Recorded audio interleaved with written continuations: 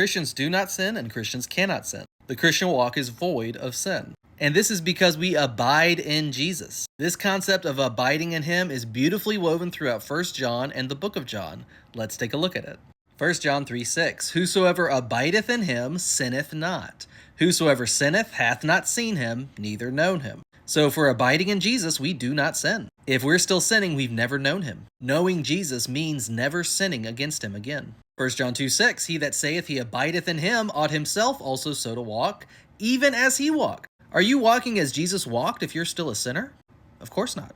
Christians walk as he walked. 1 John 2:10, He that loveth his brother abideth in the light, and there is none occasion of stumbling in him. We abide in him, we abide in the light, and we do not stumble. So this denominational sewage that we're still going to stumble into sin every single day is a lie from the pit of hell. This is the strong delusion. The truth is Christians never stumble. 1 John 2:28, And now, little children, abide in him, that when he shall appear, we may have confidence, and not be ashamed before him at his coming. If he comes in the clouds and your pants are down and you're in the middle of committing sin, you're going to be ashamed before him at his coming. Because you're not a Christian yet, you're still a sinner. And he will tell you, Depart from me, I never knew you, you sinner. And this concept of abiding in him is beautifully shown in John chapter 15. I am the vine, ye are the branches. He that abideth in me, and I in him, the same bringeth forth much fruit.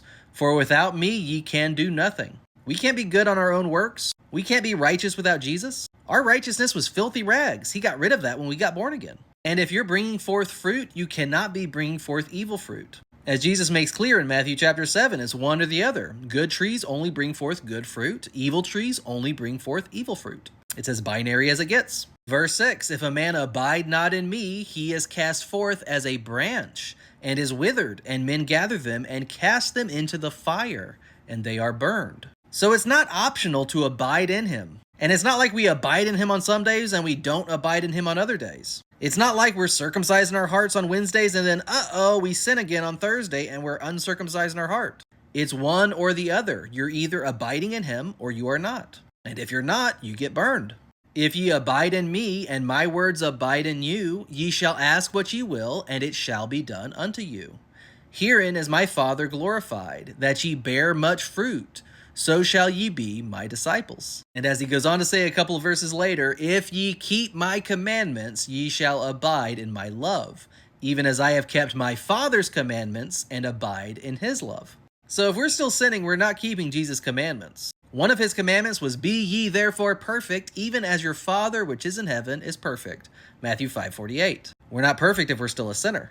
But this verse is also putting a difference between Jesus' commandments and his Father's commandments, the Torah, the 10 Commandments. Because that's still out there, but once we spiritually unalive ourselves to sin, we're no longer under the curse of the Torah.